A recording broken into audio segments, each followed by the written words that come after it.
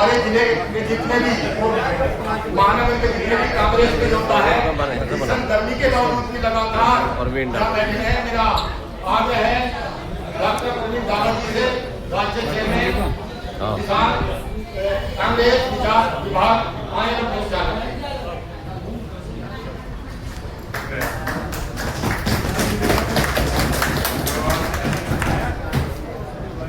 मेरी आवाज आ रही है सबको? चौधरी यशपाल सिंह जी, रघुनंदन त्यागी जी, हमारे मंडल के अध्यक्ष राकेश सिंह कुशवाहा जी, ज्ञानेंद्र बडाना जी, किधर है ज्ञानेंद्र बडाना जी? आप पीछे में बैठे, आप तो अध्यक्ष हैं, आप आइए। मैं आप इसी तरह ढूंढ रहा था।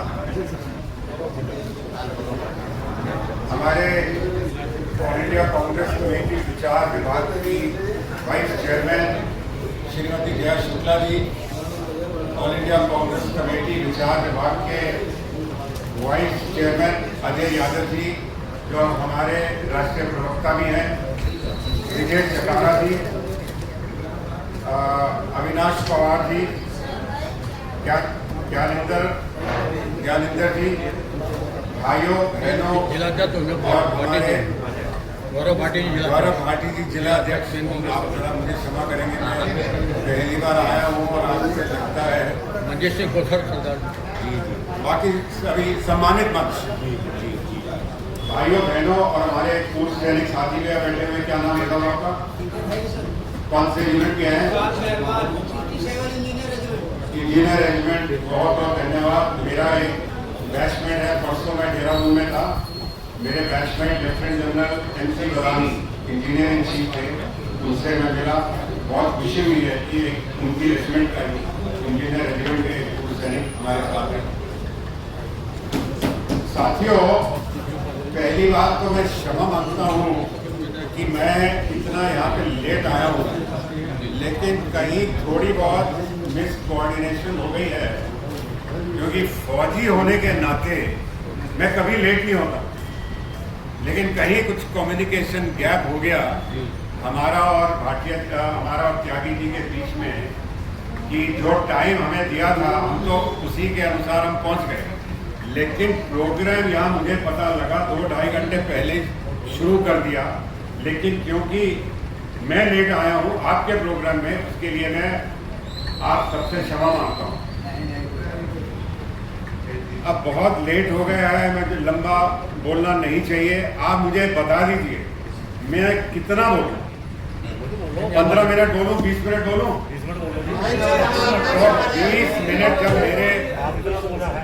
मिनट जब मेरे पूरे हो जाएंगे तो आप मुझे बता देना, क्योंकि मेरे बाद मैं चाहता हूँ हमारे साथ दिल्ली से हमारे दो वाइस चेयरमैन आए हैं, वो भी आपके सामने अपने विचार रखें।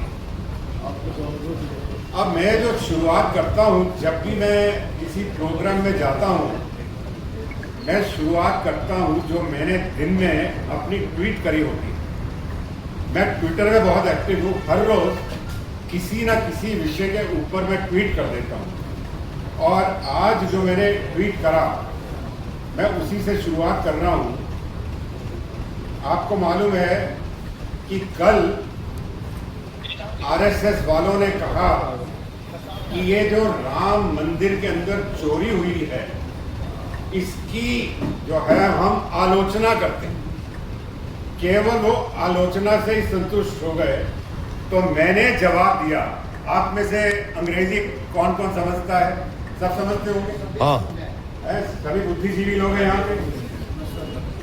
मैंने लिखा, too little too late, why didn't you condemn the procedure of collection and choice of different persons as custodians?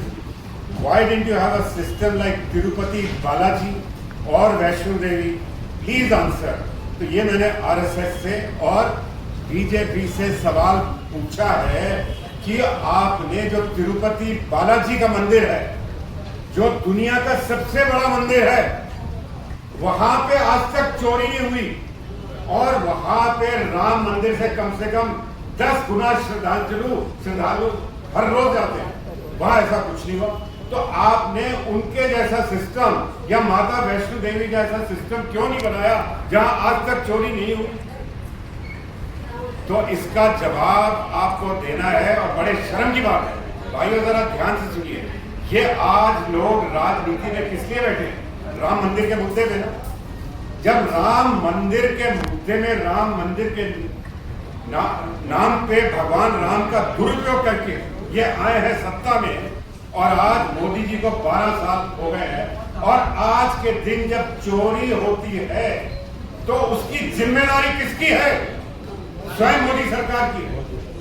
तो मोदी सरकार को अब जो चुनाव आ रहा है ना असेंबली का, इसका जो है उनको चुकाना, कीमत चुकानी पड़ेगी।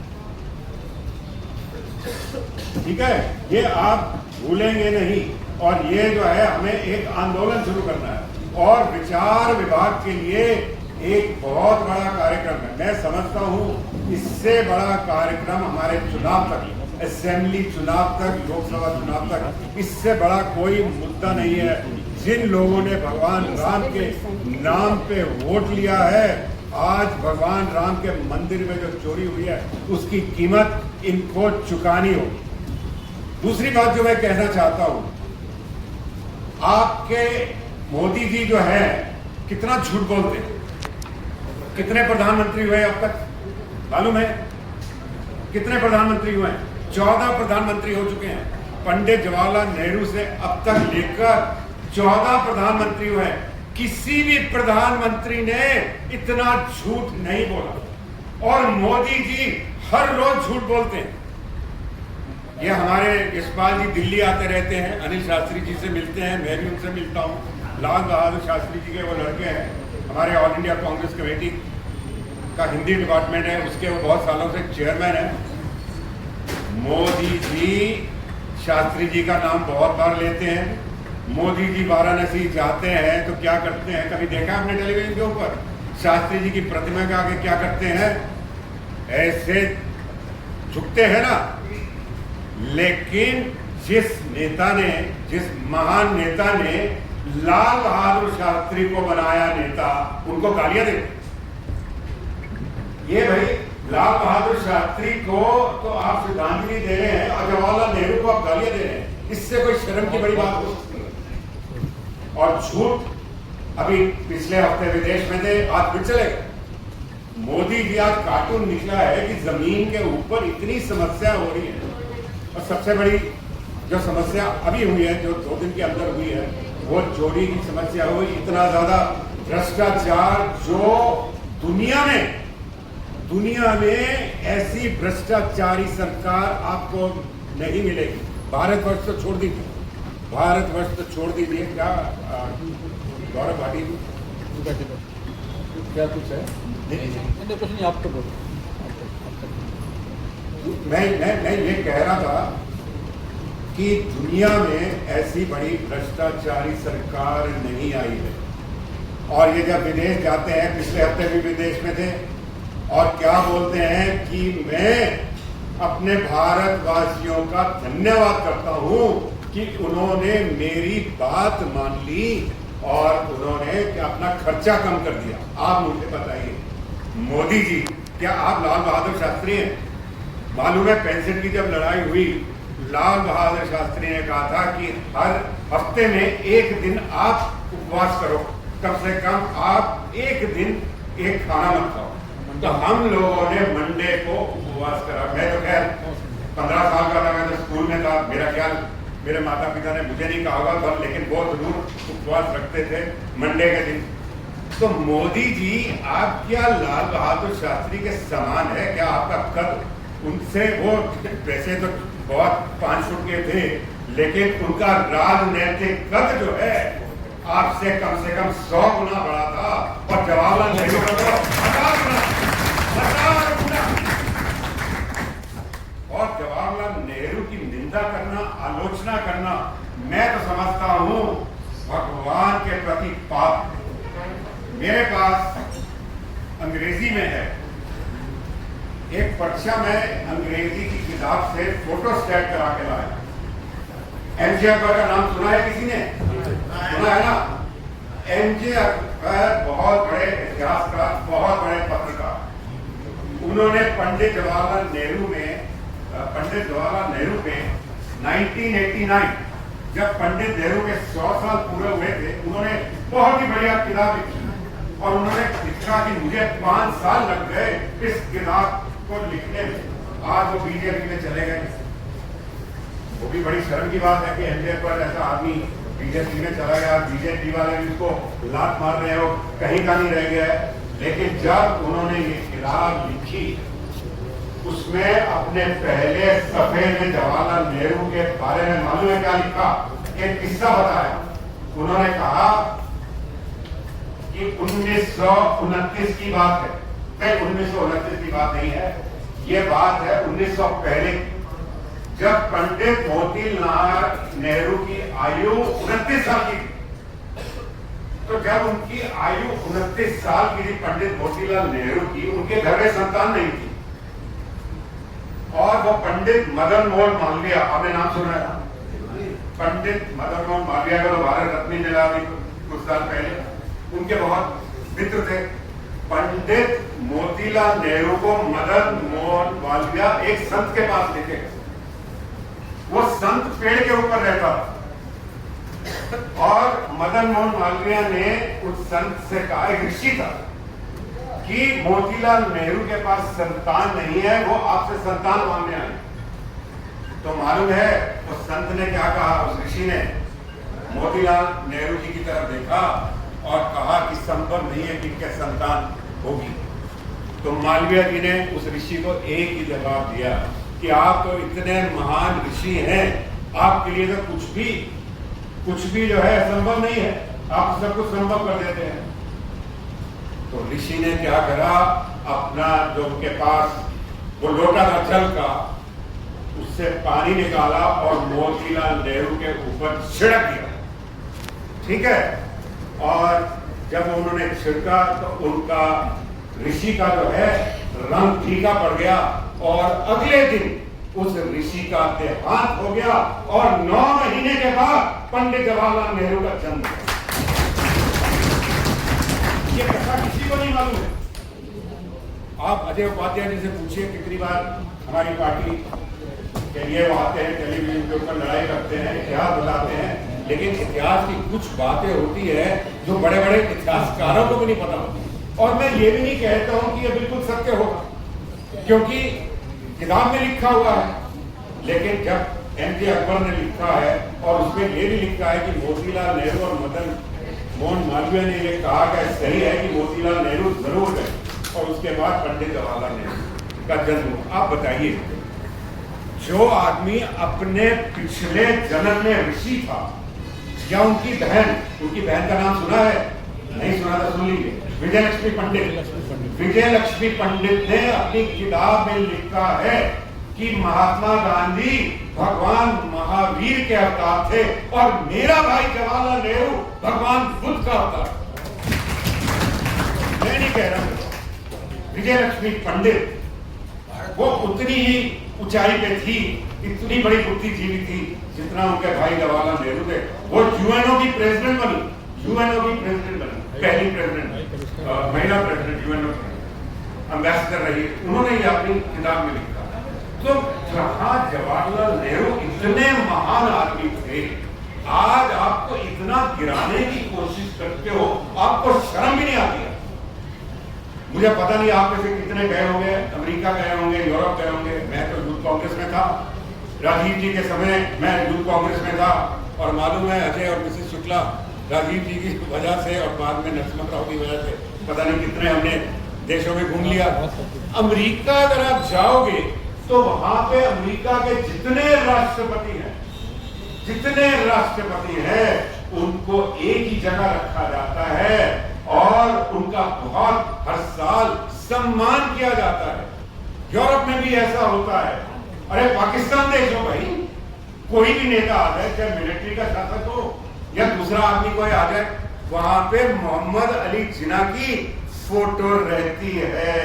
यहाँ क्यों नहीं महात्मा गांधी की फोटो रहती? भैया आपके मैं पूछना चाहता हूँ, जवाहरलाल नेहरू से तो आपको चिढ़ है, और मालूम है, ये पता होना चाहिए भाइयों कि जवाहरलाल नेहरू से क्यों चिढ़े लोग। जवाहरलाल नेहरू से इसलिए चिढ़ है क्योंकि जवाहरलाल नेहरू से ज्यादा लोकप्रिय नेता भारत में नहीं पूरे एशिया में जवाहरलाल नेहरू से बड़ा कोई नेता नहीं है।